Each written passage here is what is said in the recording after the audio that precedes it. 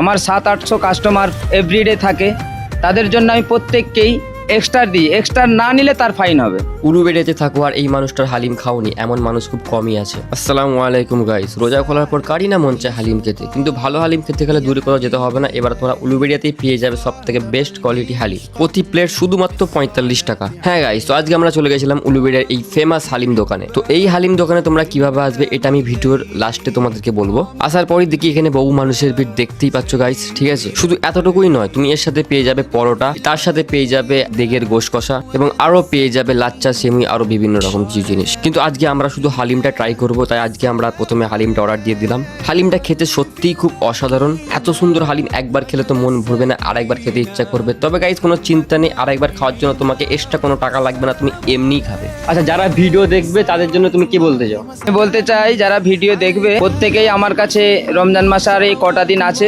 প্রত্যেকে আসবে, এ দেখবে মাল ইনশাআল্লাহ খুব সুন্দর বানানো হয়। এবং খাওয়ার পরে প্রত্যেককেই আমার 700-800 কাস্টমার এভরিডে থাকে, তাদের জন্য আমি প্রত্যেককেই এক্সট্রা দিই। এক্সট্রা না নিলে তার ফাইন হবে। লোকেশনটা খালি বলে দাও। লোকেশন হচ্ছে উলবেড়িয়া ভক্তার মোড়, ফতেপুর ব্রিজের মুখে বাবুসোনার বিল্ডিং এর নিচে। প্রত্যেকেই এখানে চলে আসবেন গাইস, আর কয়েকটা দিন মাত্র বাকি আছে, তোমরা সবাই একবার করে আসো, একবার করে ট্রাই করে যাও।